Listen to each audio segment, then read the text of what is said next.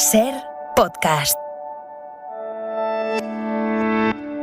Son las 10, las 9 en Canarias, de una noche histórica para el deporte español. La futbolista del Barça, Alexia Putellas, se ha convertido en la primera futbolista del mundo con 2 balones de oro consecutivos. Cuando hace un año conseguimos ganar el primero, me propuse yo misma intentar mejorar. El 5 de julio fue cuando me rompí la rodilla. Creía que esto no sería posible porque, no os voy a engañar, creía que se iba a recordar lo más reciente, la Eurocopa. Espero que la próxima vez que tenga que hablar sea de nuevo en el campo, ganando como a mí me gusta, y espero que nos veamos pronto ahí. Y con Putellas ha ganado el Balón de Oro también otro jugador de la Liga Española, Karim Benzema, a sus 34 años, 13 temporadas después de haber llegado al Real Madrid. Manu Carreño, director del Larguero. Manu, buenas noches. Hola, Aimar. Es el segundo jugador más longevo en conseguir el trofeo de Balón de Oro. 34 años, es decir, en su madurez, en la recta final de su carrera, consigue el Balón de Oro después del segundo que ha logrado Alexia Putellas, que recordamos está lesionada, se rompió la rodilla en el mes de julio y que ha completado una temporada fantástica, ganando todo con su club, ganando todo con el Barça. Se lesionó justo antes de que empezara la Eurocopa, así que merecidísimo ese triunfo para Alexia Putellas, mejor jugadora del mundo por segundo año, y también para Benzema, en una noche en la que además Courtois ha sido elegido mejor portero, Gavi ha sido elegido el mejor joven, el premio Copa al mejor joven menor de 21 años, sucediendo a Pedri, y Lewandowski el máximo goleador. Pero sobre todo nos quedamos con ese primer Balón de Oro en la carrera de Benzema y con el segundo consecutivo para Alexia Putellas, así que el fútbol español brilla en París. Y lo vamos a celebrar esta noche en el Larguero. Hasta luego, Manu. Adiós, Aimar. Noche de Ágora en hora 25 con Pablo Iglesias. Buenas noches y felicidades, Pablo. Muchas gracias, Aimar. 44 años cumple eso, ¿eh? Sí, 44 años. Sí. Por cierto, felicidades también a Isabel Díaz Ayuso, que es cumple hoy también 44 años. Nacisteis el mismo día. El mismo día y en la misma ciudad. José Manuel García Margallo, buenas noches. Margallo. La gente, no lo sé. Margallo, buenas noches. Hola, buenas noches. Que no vienes de cumpleaños, pero sí vienes de tu propia fiesta. Bueno, yo creo que ha sido una fiesta de un libro, ha sido una fiesta acabas de presentar del centrismo. Tu libro con Feijóo. Con Feijóo y con 18 ministros de UCD, del PP, ha estado Albert Rivera. Ha sido una aquelarre del centrismo. Qué capacidad de convocatoria, Margallo. Carmen Calvo. Centrismo, si es la idea. Me quedo buenas con lo de noches. aquelarre. ¿Cómo estás, Carmen? Muy bien, aquí con el cumpleaños de Pablo, de Ayuso. Oye, y de mi sobrina que cumple años hoy, por eso felicité a Pablo muy temprano. Es verdad, de las primeras. Carmen, qué alegría que no te hayas ido de presidenta del Consejo de Estado, que sigas aquí con nosotros en el Ágora. Nos tenías en ascuas, decíamos, joder, se nos va a ir del Ágora a presidir el Consejo de Estado. Aquí sigue Carmen Calvo. Os quiero en el Ágora estamos los que no quieren en ningún sitio.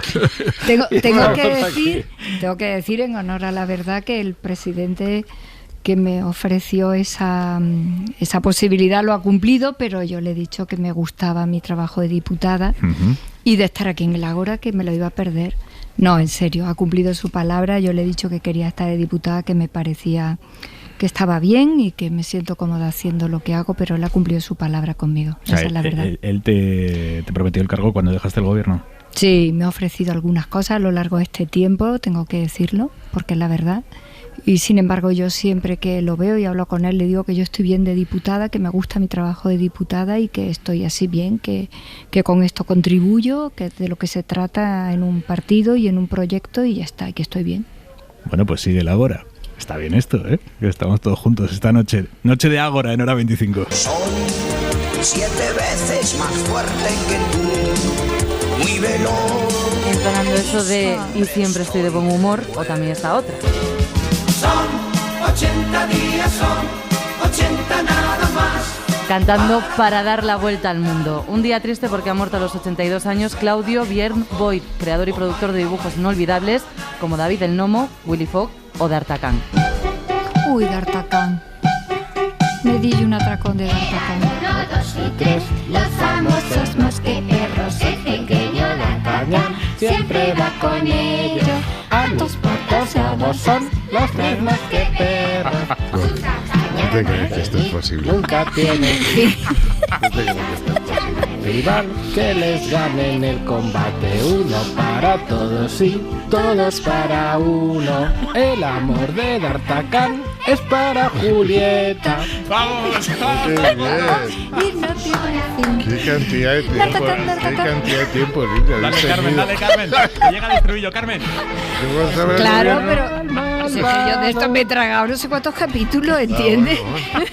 No. Manuel Javois, buenas noches. ¿Qué tal? Buenas noches. Esta no te la esperabas, ¿eh? Dos ¿Sabes vicepresidentes, ex vicepresidentes cantando las sintonías de nuestra vida aquí. Me lo esperaba tranquilamente porque convencí a Claudia de que hoy hablásemos de esto mandándole 3 audios en los que cantaba las canciones. Escucha, encima no me la pongas votando porque hemos tenido un debate intensísimo en la redacción de si teníamos que hacer sonar esos audios aquí y hacerte la traición. No, mucho mejor Carmen y Pablo. Canta tú, Javois, canta. No, que va ni de coña, vamos. Es que me muero. Te cuelgo antes. Es un tío serio. Claudia, tráeme tu móvil, tráemelo. Bueno, a ver, ¿consternado hasta o le no? canté un extra de los diminutos, que no era de Claudio Vier, pero también era una canción que yo tengo ahí almacenada en la memoria. Pequeños seres bondadosos. Sí, están siempre con nosotros y seguro que no los verás. Mira, escucha un segundo, ¿eh? Casi como si fueras a beber. Este es Javois en el móvil de Claudia, la productora de Hora 25. A las 4 de la mañana en un after, ¿no? Porque siempre hay un amigo que desea estar contigo. Es buenísimo Javois, ¿eh? Pablo, los que hable con carbón. Más tarde, que hable con carbón. ¿Ves cómo se me nota que yo sí soy un tío serio? A las 4 es todo todavía legal. Bueno, a ver, Javois. Venga. Bueno, que estaba pensando, D'Artagnan estaba pensando que fue mi primera foto de Facebook, cuando la foto esa de perfil de Facebook, fíjate ¿En serio? mi conexión, sí, me encantaba el dibujo de D'Artagnan, el de dibujo de D'Artagnan. Y recordando que mi frase preferida también del Guardián entre el Centeno es cuando Holden Caulfield dice que tiene la sensación de que la gente conspira a sus espaldas para hacerlo feliz. Del periodismo sabemos que dijo Chesterton que consiste en dar la noticia de que el señor Jones ha muerto a gente que no sabía que el señor Jones existía. Bueno, en este caso creo que decirle a la gente que Claudio Vierne ha muerto a gente que no sabía que Claudio Vierne conspiró durante años para hacernos felices, que hizo de nuestra infancia la promesa de algo amable y cercano, que hizo de sus dibujos la compañía de mañanas y tardes y que hizo de estas canciones dobladas en español himnos que han sobrevivido décadas en la memoria. Hizo también que de alguna manera pudiésemos sonreír mirando atrás, recordando absolutamente todo lo que hacíamos cuando nos sentábamos a ver esos dibujos. Fijaron la memoria desde el pan con chocolate hasta el olor de la vieja salita de nuestros padres, y también nos convirtió en espadachines y en aventureros cuando éramos niños y soñábamos con serlo, y de alguna manera sirvió para que tiempo después, previo paso por esos dibujos, leyésemos a Dumas y leyésemos a Verne. Y muchos no lo sabíamos hasta hoy, y lo que ha tenido que hacer el pobre Claudio Vierne para que nos enterase.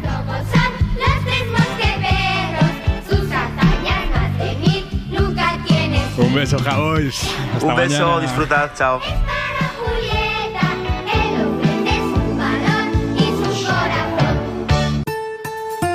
Hora 25. Aimar Bretos. Hoy hemos asistido a una rectificación en política colosal. La primera ministra de Reino Unido, Liz Truss, que sigue intentando mantenerse en el cargo como sea, a pesar de la presión interna y externa. Truss, que la semana pasada ya destituyó a su ministro de Economía por el caos que había generado en los mercados el plan de rebajas fiscales salvajes que habían diseñado a 4 manos ella y él. Ella, la primera ministra, y él, el ministro de Economía, al que se cargó. Hoy, Truss, ya con nuevo ministro de Economía nombrado, ha terminado de fulminar lo que quedaba de su propio plan fiscal. Es una autoenmienda tremenda. Hace 2 semanas, Truss lo que hizo fue dar marcha atrás en la medida más polémica de todas. Pretendía bajarles el impuesto sobre la renta a los más ricos, del 45 al 40%, 5 puntos en una tacada. Tuvo que recular. Eso fue hace 15 días. Hace una semana, después de destituir al ministro de Economía, Truss rectificó en otro de los puntos fundamentales del plan fiscal, que era su intención de congelar el impuesto de sociedades, no subirlo como tocaba. Rectificó y asumió que sí, que lo iba a subir del 19 al 25% a todas las empresas, salvo a las pequeñas. Y hoy el nuevo ministro de Economía ha anunciado que paraliza la rebaja en el impuesto sobre los dividendos que había anunciado Truss. Cancela la congelación de las tasas sobre el alcohol, por ejemplo, elimina un programa de exención de pagos del IVA para las compras de los visitantes extranjeros. Bueno, termina de cepillarse lo que quedaba de su propio plan fiscal.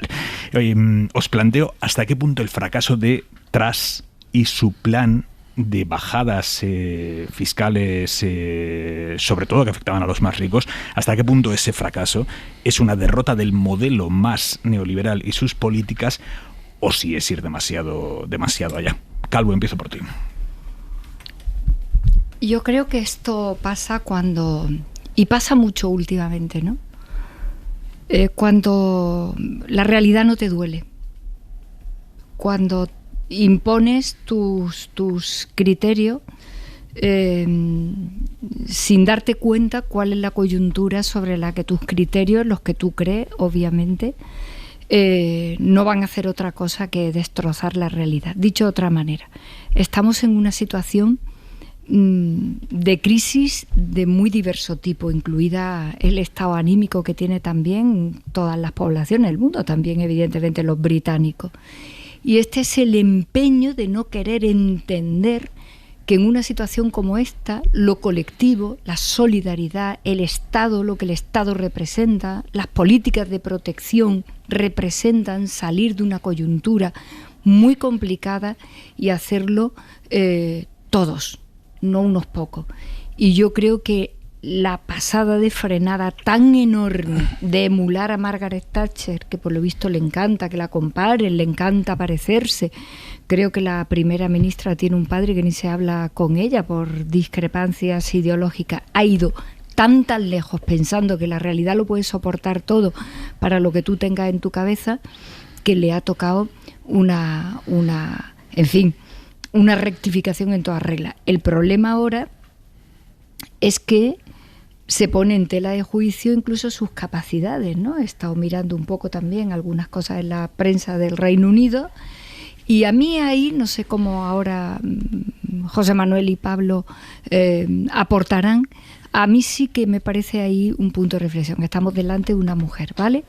Y no me apetecería, porque he visto la prensa británica, que el debate sobre la equivocación monumental de una mujer tenga que ver con las capacidades de una mujer. Ojo, que lo he estado hoy echándole un ojo. Y esto es, pues esto, la realidad lo aguanta todo, la gente que se apriete el cinturón en términos muy hispánicos, y yo saco adelante mi proyecto, porque mi proyecto es el que yo creo que me va a dar a mí unas elecciones. Se ha equivocado de punta a cabo. Es el momento del estado de bienestar, es el momento de la solidaridad, es el momento de salir todos y en grupo de esto que nos ha tocado, que es una pandemia y una guerra, y con un futuro complicado e incierto. Y yo creo que ahí es donde la derecha se hunde siempre, cuando no entiende que esto no va tanto de capas y de estamentos, sino de una sociedad que está librando una situación muy complicada. Y ahora tienen un problemón, porque incluso tienen mecanismos para poderla quitar de en medio. Tienen mecanismos, porque los partidos políticos y el sistema británico en esto es bastante interesante. Pero yo no creo que los conservadores se puedan permitir el lujo de quitar en meses un segundo primer ministro, una segunda primera ministra, porque la ventaja electoral que tiene ahora mismo el laborismo es tremenda. Yo creo que el Reino Unido debería de ir a elecciones. Margallo, ¿cómo lo ves? Respecto a la última observación, si se la quitan de en medio ahora están violando las reglas internas del Partido Conservador. El Partido Conservador no del todo, ¿no? Por lo que he visto esta mañana. Tienen un año de tregua en que no puede ser cesado. Sí, he visto una cosa, luego te la comento. Es probable que se lo salten, pero vamos, lo que hice es eso. Segundo, quiero aclarar que el Partido Conservador británico no está en mi grupo parlamentario en el Parlamento Europeo, está con conservadores y reformistas, donde está Vox, no está el Partido Popular, que está en la democracia cristiana en el centro. Tercero, es de una enorme improvisación y no tiene nada que ver que sea una mujer o un hombre. Es decir, hacer esto sin consultar a sus expertos económicos y descolgarse con una bajada de impuestos masiva de 45.000 millones de euros sin al mismo tiempo recortar el gasto público en la misma cantidad, es aumentar el déficit, es inundar el mercado de deuda. Y cuando inundas el mercado de deuda, el valor de los bonos disminuye. Por eso la bolsa ha reaccionado furibundamente a este tema y los bancos también. Y el Banco de Inglaterra ha tenido que intervenir para sostener la libra. Lo que no sabe o lo que no sabía Truss es que el tiempo del turboliberalismo y de la revolución neoconservadora que protagonizaron Reagan y Thatcher pasó a la historia en 2008. Hay fechas en la historia de economía importantes. En 1929 desaparece el liberalismo sin límites, se sustituye por el keynesianismo hasta el 73. En el 73 la crisis del petróleo abre la vía Friedman, entierran a Keynes, es la época de la privatización, de la desregulación, de la gestión privada de los servicios, etcétera, de bajar impuestos de todas maneras, hasta que llega el 2008, en que ese capitalismo de casino cae. Y ella quiere aplicar reglas que ya el tiempo se ha llevado y a situaciones distintas. El problema de Gran Bretaña en esto y en todo es que es un imperio que no se ha dado cuenta que ha dejado de serlo. Esto lo puede hacer Estados Unidos, porque tiene la moneda de reserva, pero no lo puede hacer el Reino Unido porque no tiene la libra. Y cometieron el disparate del Brexit y están ahora dando trompos sin saber cómo salir de esta situación. No ha habido el hermanamiento con los Estados Unidos que prometió Johnson, no ha habido ese ahorro que decía Johnson. Biden hoy ha sido muy crítico con ella. Pero incluso. ¿cómo no va a ser crítico? Si es que esto es un disparate técnicamente. Es decir, esto ya no es un problema de derechas y de izquierdas, es un problema que tú no puedes en esta situación inundar el mercado de bonos, aumentar el déficit. Yo en esto, hoy estábamos hablando mucho de literatura, yo estoy con Echegaray, el santo temor al déficit. Me espanta el déficit, porque el déficit es la deuda y esos son los impuestos del mañana. Iglesias. Suena democristiano hoy. Es democristiano. Margallo atacando el neoliberalismo. A mí lo que me preocupa... Si me leyeses verías que eso lo he hecho siempre. Te voy a leer. Iremos no me lees, aprendes de oído. El libro juntos. No te preocupes. A mí lo que me inquieta de todo esto es que el neoliberalismo, sin embargo, sigue siendo enormemente eficaz en términos ideológicos. ¿A qué me refiero? Decía Margallo, es un disparate, pero es que últimamente se hacen campañas políticas con disparates. Hacer bandera y convertir en propuestas estrella, reducir los impuestos a los ricos, acabar con los impuestos a los dividendos, es una locura. Pero esto es lo que hace fortuna últimamente. Y en España hemos visto a Ayuso hacer prácticamente lo mismo. Yo voy a convertir en un paraíso fiscal a Madrid, que vengan todos los empresarios aquí para no pagar impuestos y competir mejor con otras comunidades autónomas, que es lo mismo que intentó hacer Moreno Bonilla. Una insensatez. Moreno Bonilla dice esto y al día siguiente dice al gobierno central, oiga, ¿me da usted dinero? Porque todo eso que no voy a recaudar yo aquí se lo quiero pedir a lo que recauda el gobierno central, que son ellos los que tienen que cobrar impuestos. Yo creo que hay que hacer pedagogía. Y todo el mundo tiene que entender que la mejor noticia para la gente normal es que a los ricos se les suban los impuestos, es que haya impuestos a los dividendos, es que haya impuestos a los beneficios caídos, acabar con los beneficios caídos del cielo de las eléctricas, es que exista un impuesto a las grandes fortunas, es gravar el patrimonio. La mayor parte de la gente que paga más impuestos vive de su trabajo. A los que hay que gravarles con los impuestos es a los que no viven de su trabajo, a los que viven de sus rentas o que tienen la inmensa fortuna de acumular grandes beneficios en su empresa o de acumular grandes capitales. A esos es a los que hay que exigirles un esfuerzo patriótico, porque gracias a los impuestos después tenemos sanidad pública, después tenemos escuelas, tenemos universidades, tenemos carreteras, tenemos servicios públicos. Es que yo creo que esto que ha hecho la política británica ha sido una atacada. Estamos viendo cómo por la ultraderecha se pretenden debilitar las instituciones de la democracia que nacen después de la Segunda Guerra Mundial. Y yo he visto en esta exageración una atacada también al propio modelo, al propio sistema, porque es tan atrabiliario lo que ha pretendido Strass, que es prácticamente liquidar un sistema. El Reino Unido ha perdido prestigio internacional en términos no solamente económicos, sino políticos, del desquicie que esto ha significado, y es una manera de debilitar las instituciones.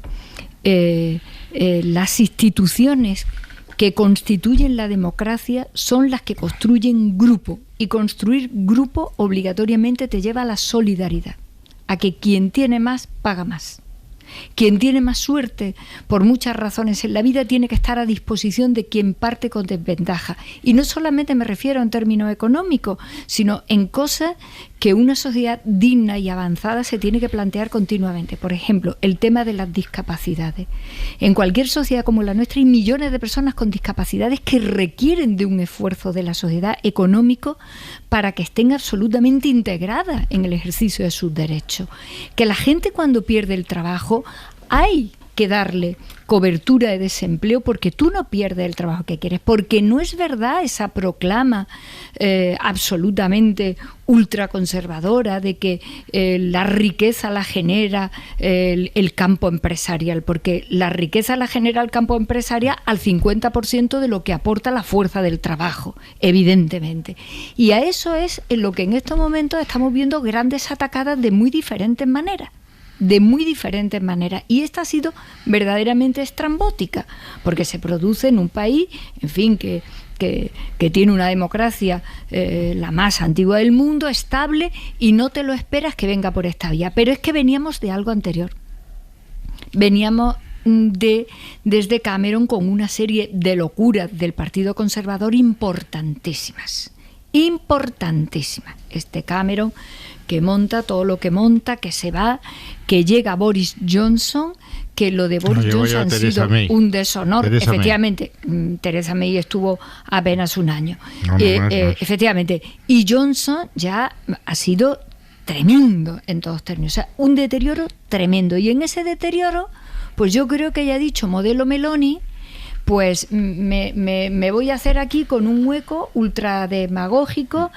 ¿Y qué te encuentras? Pues te encuentras con sociedades que se levantan, no solamente se levantan con todas las manifestaciones que llevan teniendo bastantes semanas ya en el Reino Unido, sino que además se te hunde el prestigio, porque te dicen en todos los parámetros transnacionales, desde el punto de vista del análisis económico, esto ya es un sin Dios por completo. Y ahora tendrán que arreglarlo de alguna manera. Yo te decía, por lo que leía esta mañana, es verdad lo del año, pero parece que estaban buscando alguna fórmula porque les parece verdaderamente... Vamos a ver, es que el ministro de Economía que nombra le hace una rectificación en toda línea y además le contesta a ella. Dice el ministro que nombra, después del que cesa, dice literalmente: la primera ministra se ha equivocado. Hombre, esto lo nunca he visto, que un ministro esté poniendo en orden a quien preside. Para poner en orden, porque aquí estamos mezclando churras con merinas. Lo que ha propuesto el Partido Popular en el campo de la imposición autonómica, que no es la imposición central sigue siendo de la Administración del Estado, es rebajar, deflactar la tarifa sobre el impuesto sobre la renta. Para que una persona que le han aumentado su sueldo para compensarle de la pérdida de poder adquisitivo no pague más impuestos que antes, siendo igual de rico. Segundo, el reducir los impuestos sobre la energía, cosa que el gobierno hizo con retraso, pero lo hizo. El reducir el IVA de los alimentos y los productos básicos al 4%, no al 0%, por cierto, como está en Alemania. Y eso es perfectamente razonable y creo que es lo que hay que hacer. Segundo, este país lo que necesita es crecer.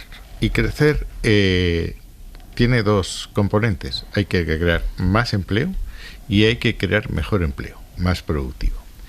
Y he terminado hoy la presentación de España en su laberinto recordando algunas cifras. La primera y más importante, España sigue siendo el único país de la Unión Europea que no ha recuperado el nivel de renta prepandemia. Eso no es verdad. Y segundo, José Manuel. cifras son cifras. Y ahora me vas a decir que no es verdad. La renta per cápita de España está hoy en $23.000, exactamente igual que estaba en el año 2005. No es que hayamos perdido una década, es que hemos perdido 16 años.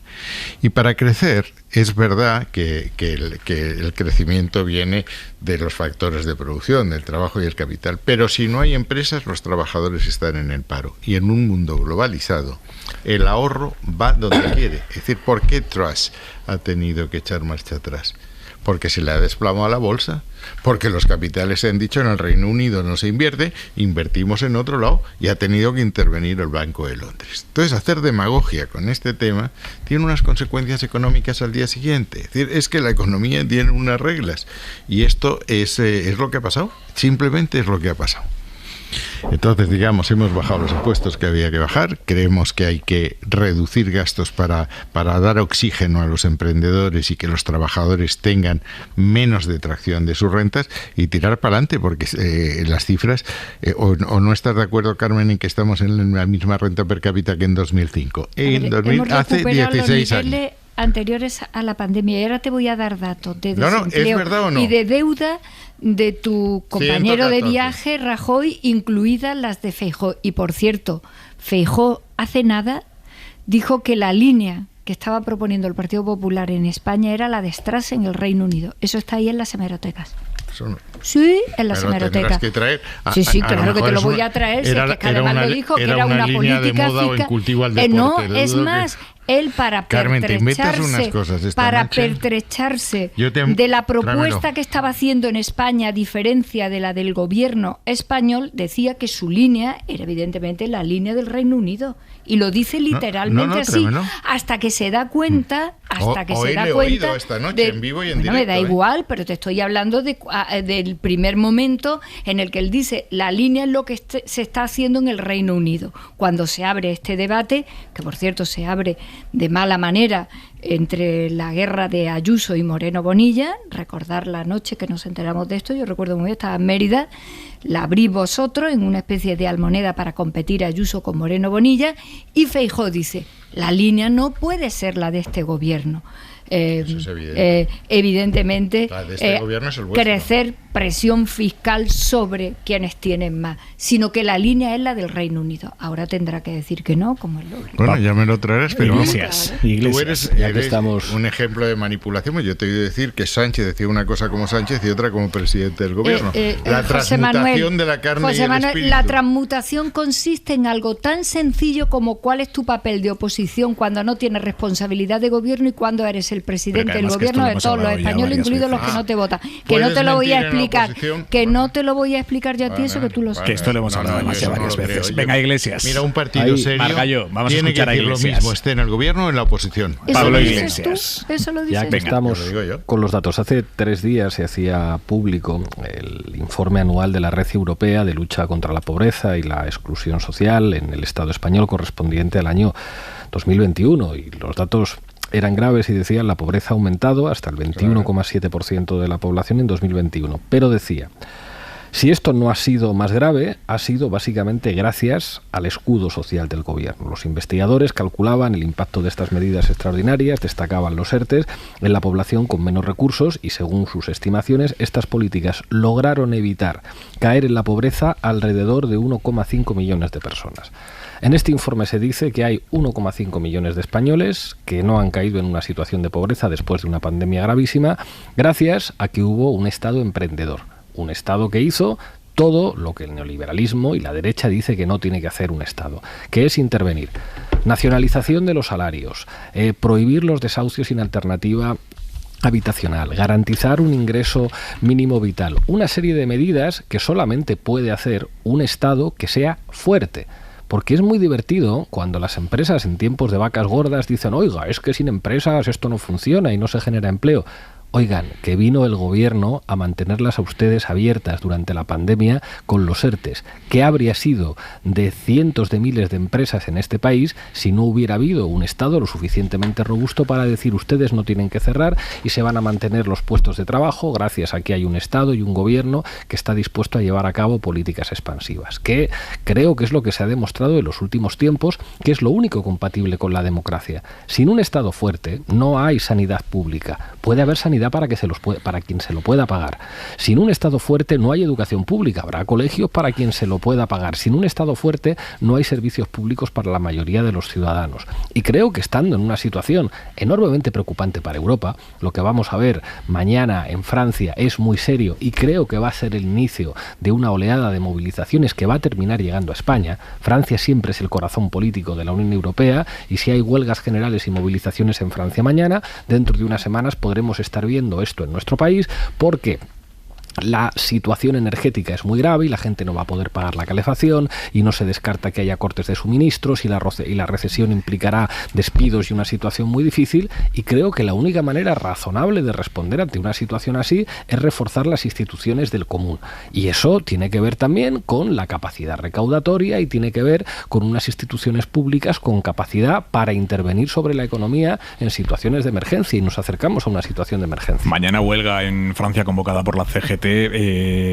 Bastantes de las refinerías francesas paradas también por una huelga, el 30% de las gasolineras ya con problemas tremendos de suministro, y dice Iglesias que cree que se puede contagiar a España, Calvo. No. Yo creo que España va a tener evidentemente algunas protestas puntuales. Los sindicatos se están posicionando algunos temas en los que yo creo que además básicamente llevan razón. Creo que esta idea de alguna parte importante del mundo empresarial español de que nacionalizamos los daños cuando llegan y privatizamos siempre los beneficios, una máxima estupenda. O sea, nacionalizamos los daños y nos metemos todos en ERTE con un pulmón importante de dinero para, evidentemente, que no se desplome ni el tejido empresarial ni el empleo en este país, pero luego después, cuando llega el momento de los beneficios, los privatizo y aquí no tengo, evidentemente, que hacer ningún tipo de aportación colectiva. Esa es una pesimísima idea para construir sociedad y para construir Estado. No lo creo por una razón muy simple. España es uno de los países que ha movilizado más fondos con arreglo a sus posibilidades y evidentemente a los fondos que hemos recibido de la Unión Europea para parar el golpe de esta situación crítica. Es más, creo que muchísimos hombres y mujeres de este país, sobre todo me refiero a quienes tienen trabajo, en fin, a los más adultos, no me estoy refiriendo evidentemente a los adolescentes y a los más jóvenes, claro está. Es la primera vez que han visto en 45 años de democracia que se nos venía una tremenda por culpa de la pandemia, que nadie la ha provocado, y ver cómo un país resiste con políticas de parar esos golpes que son políticas de solidaridad. Es la primera vez que lo hemos visto. La primera vez, movilizando fórmulas y recursos como nunca. Y creo que eso es muy importante en la política española. Y yo estoy absolutamente convencida que tiene que haber, que va a ser un año 23 muy complicado. El Fondo Monetario Internacional dice que España no va a entrar en una recesión profunda. Dice además que la recesión es del año 23 y que será suave y se circunscribe seguramente al año 23, aunque tiene malos pronósticos para Alemania, y eso evidentemente nos inquieta a todo el mundo porque Alemania es lo que es la locomotora importante de Europa.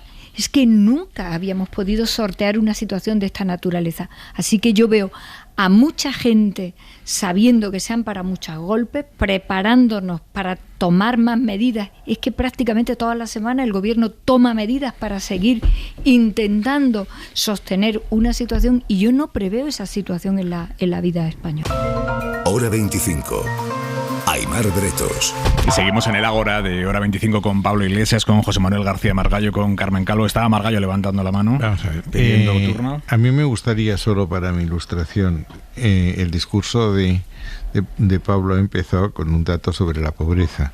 Me gustaría saber cuál es la medición de la pobreza a la que te refieres, porque hay miles de mediciones de la pobreza, desde la 60% de la renta media, el vivir con dólares, solo para saberlo.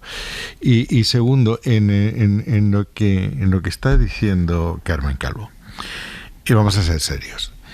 Vamos a hablar de los impuestos que pagan los trabajadores, y me refiero solo a los impuestos directos. La brecha fiscal, es decir, la diferencia entre lo que el empresario paga y lo que el trabajador se lleva a casa, la brecha fiscal es de las mayores de la Unión Europea. ¿Por qué? Porque las cotizaciones sociales son extraordinariamente altas. El impuesto sobre la renta de las personas físicas también lo es. Y he sabido que además de esta detracción que determina, tú miras tu nómina, miras lo que te paga la SER, descuentas la cotización al impuesto y verás lo que se te queda. Con eso tienes que pagar unos impuestos indirectos que son altísimos. Por tanto, el núcleo de la tributación está siempre en las rentas del trabajo. El problema del ahorro, que es lo que quiere grabar Pablo en todas sus formas, en dividendos, en patrimonio, en grandes fortunas, en lo que pase por ahí, es que el ahorro en un mundo globalizado es volátil y se va. Eso es lo que le ha pasado atrás. ¿Qué le ha pasado atrás? Que ha dicho que va a inundar el mercado de deuda y el ahorro ha decidido no ir al Reino Unido y ha tenido que acudir el Banco de Londres al rescate. Por tanto, estos temas hay que ser bastante cuidadosos con lo que decimos. Y lo que yo estoy diciendo es que lo que no es comprensible es que teniendo los fondos europeos, estamos hablando de 140.000 millones de euros que vienen, eso sí, caídos no del cielo, sino caídos de Bruselas, el gasto público sea el más alto de la democracia. En un momento en que cualquier familia entiende que cuando las cosas vienen mal dadas, hay que apretarse el cinturón, pero no lo tenemos que apretar todos. ¿Pero qué recortarías exactamente, Margallo? Desde luego hay que hacer una reforma de la administración pública de arriba a abajo. Es decir, esto funciona francamente mal y tenemos ya un aviso de que ojo con el control de los fondos públicos. Y hay otra pregunta, ya insisto, hoy estoy en una noche a aprender. ¿Qué entiendes, Carmen, por recesión? ¿Qué es una recesión? A ver, Iglesias, primero Iglesias y después Carmen. Porque me preguntaban por los datos.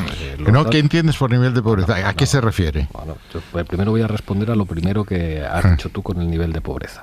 Los datos son los datos que analiza la Red Europea de Lucha contra la Pobreza y la Exclusión Social, que son los datos del Instituto Nacional de Estadística. No, se pregunto, ¿cómo mide la pobreza? Son datos oficiales y da una serie de variables. Y, por ejemplo, señala un dato que te va a gustar, que tiene que ver con el PIB, en el que destaca que la forma en la que se respondió a esta crisis fue la opuesta a cómo se respondió a la crisis de 2008-2015. Dice, eso no es verdad. Esto es lo que dice el estudio. Se da una situación radicalmente opuesta en ambas crisis, en referencia a la pandemia y a la gran recesión por la crisis financiera. Déjame terminar. En España. Mientras en el periodo 2020-2021 la caída del PIB per cápita triplicó a la del periodo 2008-2015, es decir, en esta crisis la caída del PIB ha sido mucho más alta. En el caso del aumento de la tasa de pobreza, fue la de la crisis inmobiliaria la que casi triplica la del coronavirus. En otras palabras, en el último periodo analizado el incremento de la tasa de pobreza fue mucho menor, con una caída notablemente mayor del PIB. ¿Esto qué quiere decir? Que la última, ¿cómo mide la tasa de pobreza? Explicarme como yo sepa. La clave de lo que están explicando en este informe es muy sencilla. La crisis del coronavirus fue todavía más grave en términos de caída del PIB respecto a la crisis de 2008. Y sin embargo, en términos de pobreza, esta se ha contenido mucho mejor precisamente porque se ha hecho lo contrario que se hizo en la otra crisis. Y esto no es el discurso que haga un partido político. Esto es un informe oficial de una red de ONGs a partir de los datos del Instituto Nacional de Estadística. Y creo que esto prueba una cosa que cualquiera puede entender. Ante una situación de crisis, lo que hace falta es un gobierno que no se ponga de perfil y un sector público que no se ponga de perfil. Pero para que eso ocurra es necesario que cada uno pague los impuestos que le corresponden. Y lo que no puede decir alguien que vive de sus rentas o que disfruta de grandes dividendos es que le tienen que recortar los impuestos. Al contrario. Y máxime en situaciones de gravedad, usted lo que tiene que hacer es esforzarse más, porque al final, si al conjunto de la sociedad le va mejor, si hay más gente con capacidad de consumir, si hay una situación menos desigual, al final eso termina siendo bueno para todos. O sea, los dividendos tú los grabarías más o menos que las rentas del trabajo. Yo creo que los dividendos y el capital hay que grabarlos más que las rentas del trabajo. Teniendo en cuenta que los dividendos han pagado antes Lo dice hasta la Constitución, como tiene que ser los dividendos pagan los impuestos, el impuesto a sociedades y los dividendos. La Constitución no dice semejante cosa. Sí, dice claramente que los impuestos tienen que ser progresivos. Eso es una majadería. No, eso no es una majadería, eso es la Constitución. Esta noche estamos teniendo una noche muy didáctica. Todos vamos a tener que aprender mucho y preguntar muchas cosas. Mira, pregunta a algún hacendista en tu partido si se graban de forma diferente. A ver, venga, calvo. Callada, quiero hablar. No hay José solo Manuel, país que lo grabe. José Manuel, tiene la palabra Carmen Calvo. Que comprendo que, no lo digo por ti, que tu partido empieza a tener ya graves problemas entre lo que decís, cómo os contradecís, lo que hacéis y lo que luego tenéis que retirar, y que empezáis a tener problemas de coherencia. Con la coherencia de Pedro Sánchez, muy en el año 13, con Rajoy, la tasa de desempleo de este país era el 26,9. Y Feijóo, para echarle una mano, decía que estábamos en una situación razonablemente optimista. Vete a la hemeroteca. Ahora mismo, año 22, y después de haber tenido que atravesar la pandemia y todo este año prácticamente con la guerra de Ucrania, tenemos un 12,4 de paro. ¿Cómo le llamas a eso, José Manuel? Política de protección, política de ayudar con todo el potencial que el Estado tiene a la inmensa mayoría de un país, que son evidentemente la gente que viven de una nómina, la gente que tenemos un trabajo. Pero que da igual, no lo habéis puesto en marcha nunca, lo hemos puesto en marcha nosotros, y además votando a vosotros en contra continuamente contra todas las cosas. Segundo, la presión fiscal de nuestro país es de las más bajas relativa y proporcionalmente de toda Europa. Tercero, parece mentira que todo el argumento que vaya a poner lo alto de la mesa para decir que hay que recortar en estos momentos sea la administración pública. Tenemos la penúltima tasa ratio de funcionarios población de Europa. Solo están por debajo de nosotros Grecia. Y cuando hablamos de funcionarios, estábamos hablando de cuerpos de seguridad, de médicos y de médicas, de profesores y de profesoras, que ese es el grueso de los funcionarios de un país, a los que vosotros le pegaste unos recortes monumentales. En 12.000. Quien bajó el sueldo de los funcionarios fue Zapatero. Escúchame, 12.000 efectivos más en los cuerpos de seguridad. No, que no cuento ninguna falsedad, que te vayas a buscarlo. ¿Sabes cuántos impuestos subisteis? ¿Sabes cuántos impuestos subisteis vosotros? Impuesto de los sueldos, de todo, de los dividendos, de la pobreza. De todo. Así yo no puedo argumentar. Estamos hablando de todo porque tenéis problemas de coherencia. Y como tenéis problemas de coherencia, estamos hablando de todo. Venga, Margallo. Vosotros subisteis las tasas. Carmen, vamos a escuchar ahora a José Manuel. Margallo. Subisteis el IVA. Carmen, vamos a escuchar a José Manuel. Venga. Hombre. 10 de mayo comparece Zapatero en las Cortes y dice que congela las pensiones y recorta el sueldo de los funcionarios. Le enseñan la puerta de salida. Que se me diga una sola disposición por la que nosotros bajamos las pensiones o bajamos los funcionarios. Es rigurosamente falso. Rigurosamente falso.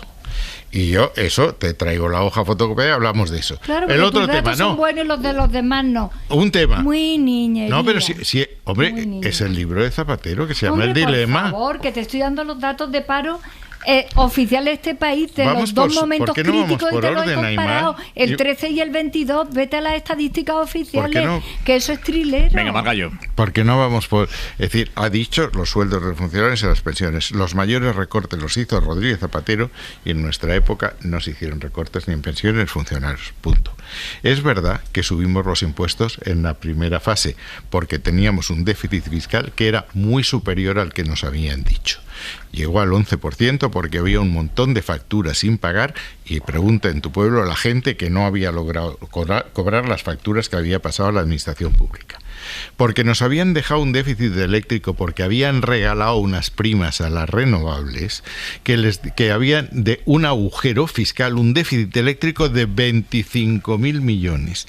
Y si no se hubiese hecho nada, hubiese aumentado en otros 8.000 millones. Y gracias a esa política de austeridad se logró que España no tuviese una caída en un rescate que hubiese supuesto... El rescate de los bancos, que luego después nos molestaste ni siquiera en movilizar nada para cobrarlo. Una pregunta, ¿cuántos euros cobraron los bancos?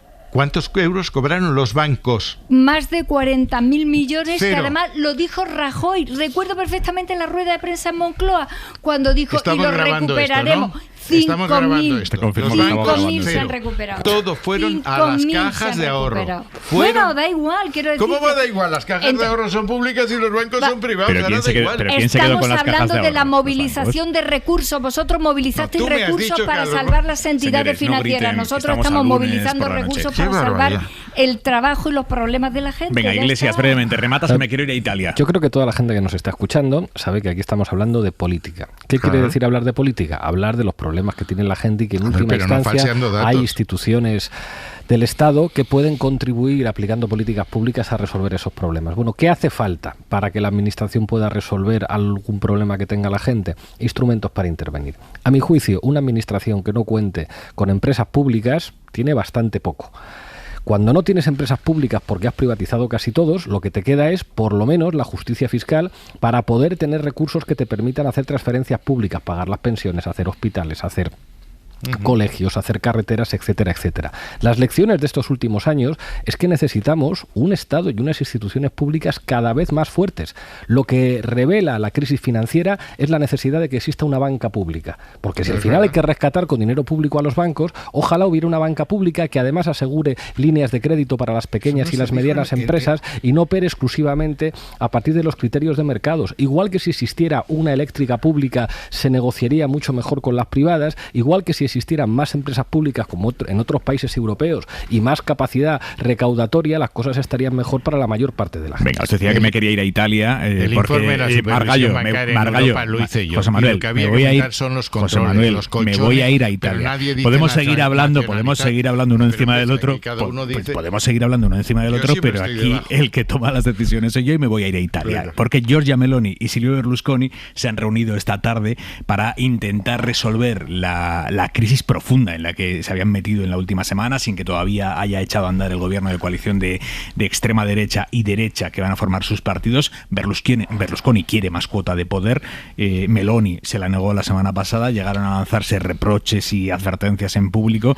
Esta tarde se han reunido para hacer las paces y nos dicen que las han hecho. Iván Solés, corresponsal, buenas noches. Buenas noches, apasionante debate, Aymar.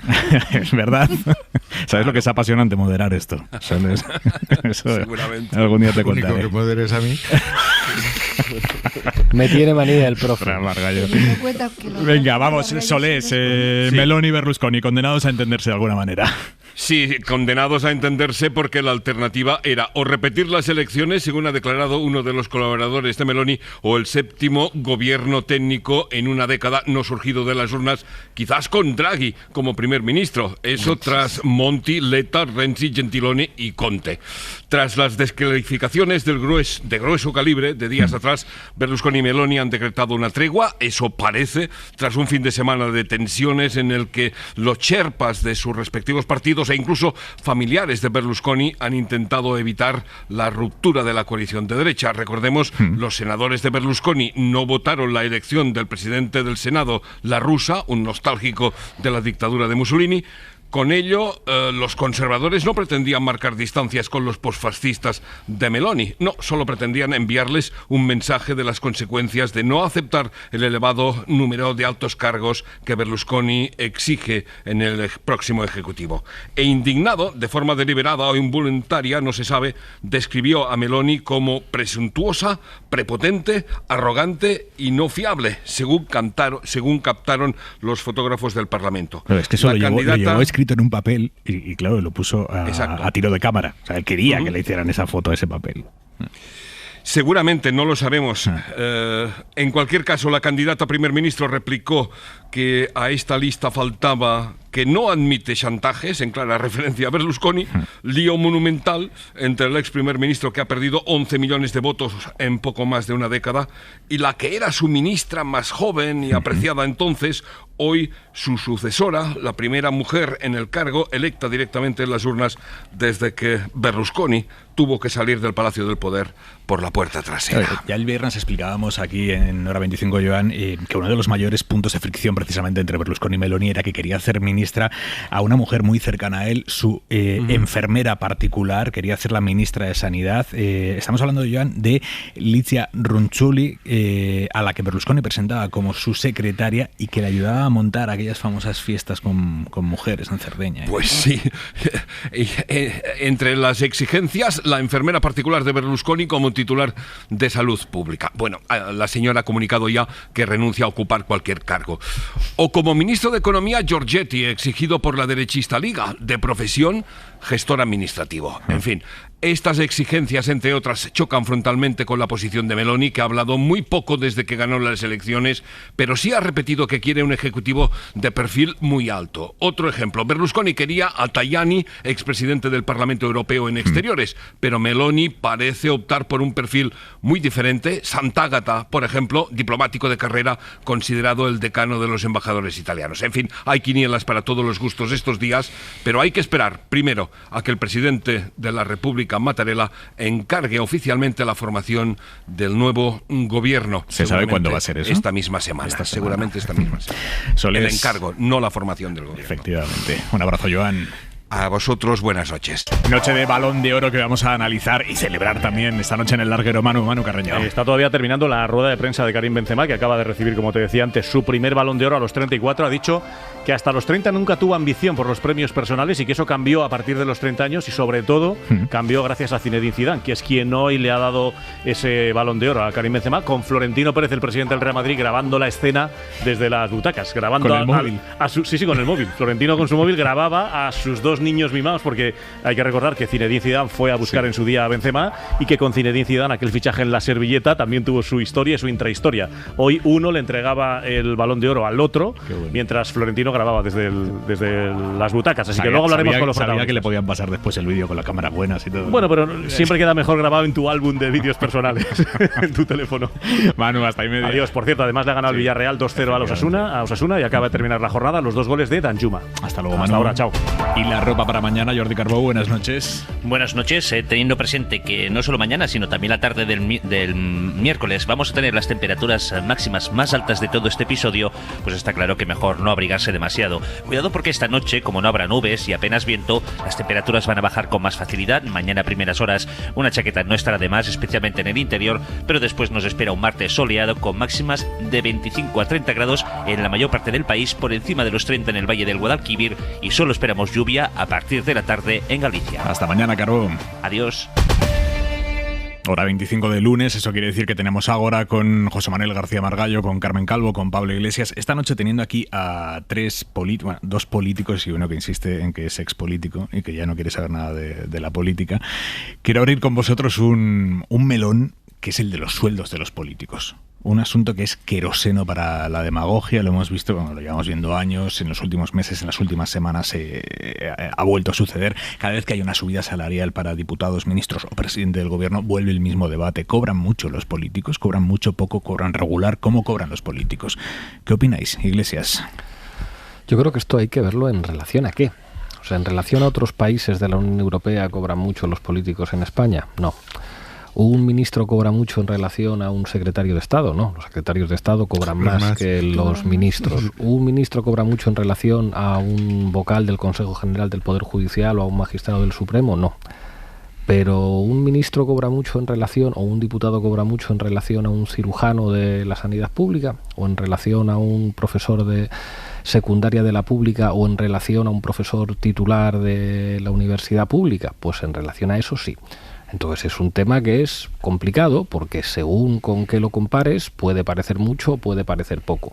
Y luego, digamos, tampoco todos los políticos tienen el mismo nivel de visibilidad y el mismo nivel de responsabilidad. Hay diputados que viven muy felices, que no les reconoce nadie por la calle, que pueden moverse con total libertad, con total tranquilidad y que pueden, bueno, pues desarrollar una tarea muy bien pagada. Y hay algunas figuras políticas pues que viven situaciones de acoso, que tienen que ir con protección, que bueno, que puede que ni de lejos les merezca la pena lo que están haciendo por el sueldo que están cobrando. Creo que todo tiene que ver según con qué se compare, pero en general yo entiendo que el criterio razonable es que un diputado no tiene por qué ganar mucho más de lo que gana un médico de la pública o un profesor de la pública. Margallo. No, es que la pregunta, con todo cariño, me parece poco seria. Es decir, ¿cobran los músicos mucho o poco? Pues mire usted, un violinista de primer orden tiene que cobrar mucho y a lo mejor hay un señor que toca la trompeta en la banda de su pueblo, los domicos. Es decir, si estamos en la teoría de la excelencia, y yo creo que el sector público, yo creo en el sector público, no he hecho en mi vida más que sector público, ganando unas oposiciones a los 23 años. Pero los tienes que pagar, si no se te irán al sector privado. Entonces, ¿con quién comparas un ministro del gobierno? En el sector privado. Ese es, por ejemplo, la regla que tienen en Singapur. Yo te digo, dos personas que no aceptaron un ministerio a Mariano Rajoy porque no podían permitírselo en términos económicos. Entonces, ¿me las vas a decir? El problema, ¿en qué se ha traducido esto? Y esto es el peor momento para hablar de este tema. En un momento en que la gente lo está pasando fatal para llegar a fin de mes, hablar de los sueldos de los políticos en general, bueno, no tiene demasiado sentido. ¿Se ha deteriorado o no se ha deteriorado la clase política? Te voy a poner otro ejemplo, la administración pública. Yo cuando entré en mi cuerpo éramos 12 plazas, se ganaba mucho dinero, ganamos mucho más que el asesor fiscal que estaba enfrente. Ahora probablemente ganes la 10ª parte del asesor fiscal. ¿Qué pasó con inspectores técnicos fiscales del Estado, donde estaba gente conocida, pues Barra Irimo, Fernández Ordóñez, etcétera? Que la última vez que nos reunimos, que fue en el homenaje a Álvarez del Manzano, de 120 quedaban 30 en activo. Entonces, tú quieres unos políticos bien preparados, porque no es un problema de visibilidad o no, es un problema, es decir, tú le entregas a Liz Truss el presupuesto y hace la que hace, arma la que ha armado, y estabais diciendo que quieren encomendar la cartera de Economía a un señor cuyas competencias en materia económica pues son más bien escasas. Yo creo que el sector público es una cosa muy seria, que maneja un presupuesto muy alto y que tener a los mejores ahorra dinero. No hay nada más barato que encomendar la gestión de cualquier empresa, pública o privada, y el sector público es una empresa, a alguien que no sabe hacerlo con un canuto. Calvo. A mí sí me parece bien que saques el tema. Y yo te lo agradezco porque voy a decir algunas cosas que circulan por ahí como mitos que no son realidades. Mucha gente piensa que en algunos cargos públicos luego te queda una pensión vitalicia. Falso, no te queda nada. Por ejemplo, los diputados, cuando se disuelven las cámaras, algunos se van al paro, si es que lo tienen, otros se reincorporan a sus profesiones. Nada al día siguiente. Conviene que lo sepa todo el mundo. Los ministros ni siquiera tienen pagas extraordinarias. Ni siquiera tienen pagas extraordinarias. Deben ser de los pocos salarios españoles. Hay alcaldes de ciudades medianas, intermedias, que ganan más que un ministro. Hablo de los ministros, porque yo lo he sido en 2 ocasiones, en 2 gobiernos, porque es una dedicación que no tiene horario, que no tiene límites, que es que a las 7 estás con un teléfono y a las 1 de la madrugada estás con el teléfono en la cama, que es que no hay fines de semana. Es una dedicación enorme. Pongo este ejemplo. O sea, he visto en alguna ocasión algún cargo público hacer demagogia con esto, que él mismo ganaba más que el presidente del gobierno, por ejemplo. Y se ha atrevido a decir, se han subido y gana un alcalde más, por ejemplo, que un cargo de esta naturaleza. Así que yo creo que en términos generales no vale, hay que hacer casuística.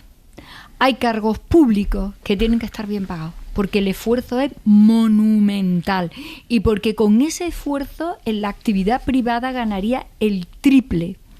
Y es verdad que en los cargos públicos, al menos yo nunca he estado por dinero, yo soy funcionaria, no necesito la política para vivir. Y es verdad que desactiva a mucha gente que podría estar y no está, porque a lo mejor sencillamente en su balance personal no le compensa perder el dinero que eso significa. ¿En vuestros partidos os habéis encontrado con eso? Ir a reclutar a alguien y que te diga, no, me quedo en la privada en el primer dinero. Gobierno en el que yo estuve con Pedro Sánchez, había unas cuantas personas que venían de otros cargos de la privada, incluso público, que ganaban el doble y más del doble del salario de ministro cuando se lo encontraron. En este país hay miles de personas que están en altos niveles de la empresa privada, incluso también de la función pública, lo decía Pablo, los secretarios y las secretarias de Estado ganan más que los ministros.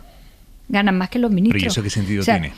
Pues porque esto no se ha cometido en nuestro país nunca de una manera racional, ni de una manera razonable. Tenemos los peores salarios de la política europea, básicamente. Y yo creo que hay que distinguir.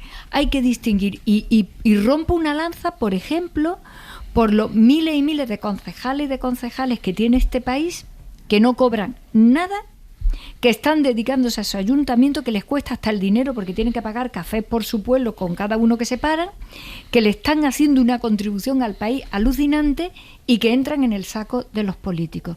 Y luego hay algunos cargos en nuestro país de algunos alcaldes, de alguna alcaldesa y de algunos presidentes de comunidades autónomas ganando más que el presidente del gobierno, por ejemplo. A mí todo esto me parece que hay que ponerlo en orden. Y en un orden, y termino, que esté en contexto con los salarios generales de este país. Aquí no podemos decir, Merkel cobraba, me parece que eran 20.000 euros o 17.000 euros al mes. Eso no es razonable para un país como el nuestro con los salarios que tiene, ni de lejos. Pero que yo lo voy a decir, es que un ministro en nuestro país cobra 4.000 y pico euros. Eso es lo que cobra un ministro. Netos 4.000 y pico. Esa es la nómina de un ministro. No, brutos. Que podemos. Perdón. En neto lo que te entra es mucho menos. Brutos. Exactamente, brutos. Que lo que quiero decir es que te puede encontrar a muchísimos responsables de muchísimos tipos de empresas que además todo es incompatible. Quiero decir, es incompatible todo. En esos cargos no se puede hacer absolutamente nada. Después, porque todo a la vuelta es incompatible. dices al mercado laboral. No. Y mientras que estás no puedes hacer absolutamente nada.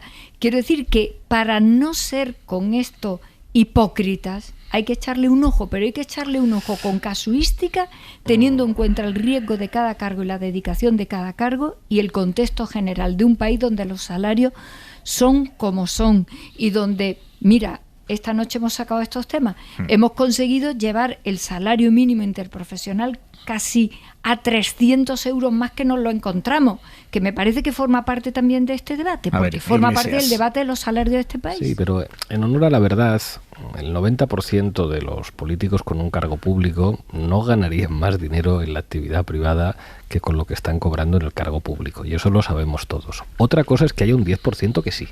Hay un 10% que a lo mejor dicen, no, es que yo vengo del mundo privado o yo soy un altísimo funcionario de la administración, porque la mayor parte de los funcionarios tampoco ganan más respecto a lo que gana un diputado. Entonces yo creo que hay que poner todo en su contexto. El político llorón que dice, yo estoy perdiendo dinero estando aquí, es el 10% respecto a un 90% que en general no tendrían que hacer con su vida, que también es normal, porque la política está concebida para que alguien dedique 15, 20, 25 años de su vida a trabajar en un partido y como cargo público, y luego ¿qué van a hacer fuera de la política? Pues nada, morirse de hambre, y eso es uno de los problemas enormes que hay en la política. El caso de Margallo, que es funcionario, o el caso de Carmen, que es funcionaria y que pueden volver a su puesto de trabajo, no es el frecuente. Yo gano más dinero ahora que lo que ganaba como vicepresidente, pero eso no es lo normal. Eso no es lo frecuente es lo contrario.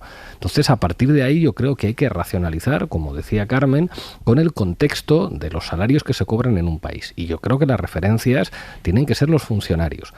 Pues lo que cobre un funcionario de nivel A es lo que parece razonable que pueda cobrar un diputado. Y luego yo creo que hay que racionalizar otras cosas. ¿Tiene sentido que un alcalde cualquiera gane más que el presidente del gobierno? No tiene ningún sentido. ¿Tiene sentido que los secretarios de Estado, que son cargos políticos, que tú nombras, que el ministro nombra, gane más que lo que gana el ministro? Eso no tiene ningún sentido. Pero o sea, el subdirector, digamos, gana menos que el director. Claro. ¿Pero ¿y eso qué sentido tiene? Ninguno. Es como porque está así. Tiene una explicación histórica. Es que eso lo viví muy de cerca. Los directores generales y secretarios de Estado tenían unos consejos de administración en empresas públicas que complementaba su sueldo. Eso no era razonable y se suprimió. Entonces, para suprimirles por esa pérdida de compensación, se les dio un aumento de sueldo que era superior al que cobraba el ministro, que no tenía consejos con los que complementar su racionalidad. Pero dicho eso, estamos aquí porque nos gusta la política, porque creemos en nuestro país, porque nos gusta hacerlo. Y esa es la verdad. Ahora, yo insisto, si yo prefiero, me gustaría tener en el gobierno, en el ayuntamiento y en la administración a los mejores, con una profesión acreditada, con una trayectoria en la vida privada acreditada, con un conocimiento, etcétera. Como si tú vas a fichar en la SER, pues procure detrás de director financiero a un señor que sepa de qué van las finanzas y que lo haga muy bien, porque si no, al final eso te resulta carísimo y te hace perder dinero. Es totalmente verdad eso. Claro. Hay que decir que, en fin, para mucha gente y para otros no, para algunos era salida profesional, pero para otros es pasión. Es lo que decía antes Pablo, ¿cuánta gente? Yo doy 2 conferencias mínimo a la semana en el ámbito de instituciones que me invitan o de mi partido. Eso cuando estás en la universidad las cobras. Claro. Y es legal, porque luego le dejas a tu universidad casi la mitad en impuestos. 35, es decir, tú cobras 5 y 2,5 es para tu universidad, 2,5 para ti. Es legal. Tú ahora lo haces completamente gratis. Es decir, que vas a Pontevedra, da allí la conferencia, tu partido la monta en abierto, tú vas, vienes, duermes, lo haces con la pasión increíble de que has ido allí a contar una cosa que quieres contar.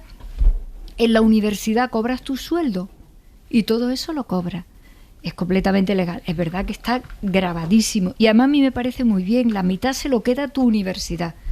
Porque si tú te mueves, pues todo eso tú lo entregas también.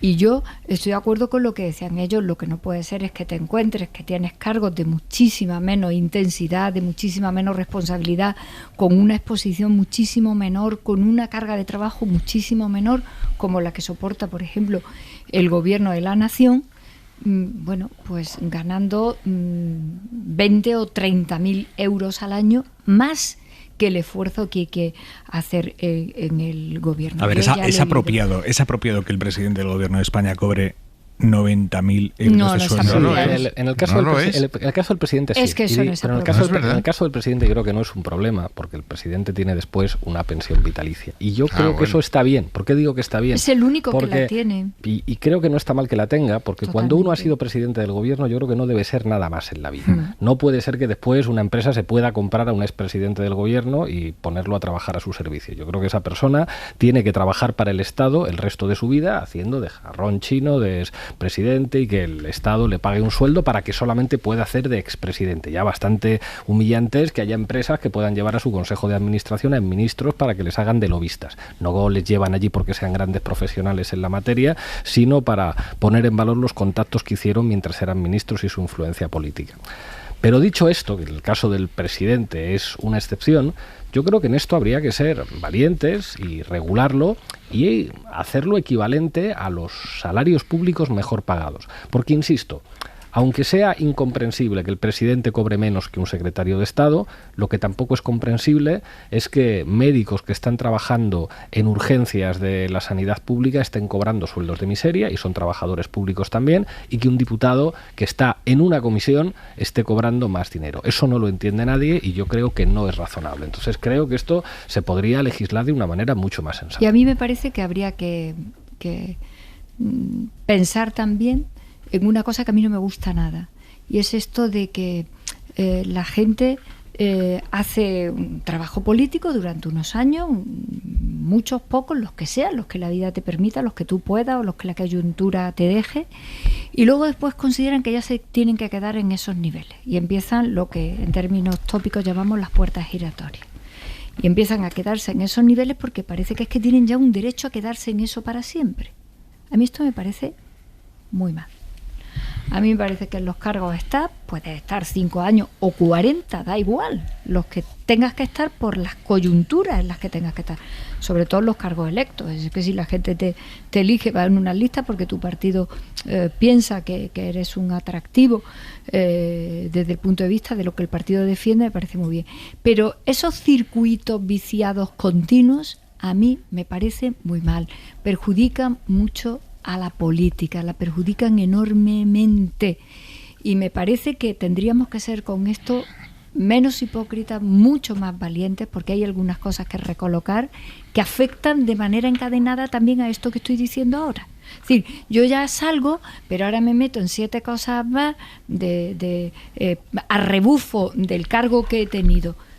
Yo salí de un gobierno y me fui a mi viejo despacho a dar clases 7 años y estaba estupendamente, y volví pues porque me llamó Pedro Sánchez, punto y aparte. Y cuando vuelva a salir me vuelvo ya donde me toque ir o a vivir la vida. Eso también sería muy bueno, porque eso hace ahí un cortocircuito muy raro. Y es que hay gente que cree que una vez terminado el cargo es que tiene que reengancharse en 25.000 cosas más porque ya ha ascendido a algo, y a mí eso me parece mal. Vamos a ver, estoy viendo en la televisión el fútbol. El Madrid puede decir que va a pagar a sus jugadores el sueldo medio de la función pública. Bueno, no jugamos ni en la Europa League, se irán a otro lado. Segundo, en el tema de las incompatibilidades después, hemos exagerado enormemente. Yo recuerdo una discusión con compañeros míos en que se planteó el tema de las incompatibilidades durante X años en temas que tuviesen que ver con el cargo que habías desempeñado, cosa que parece razonable.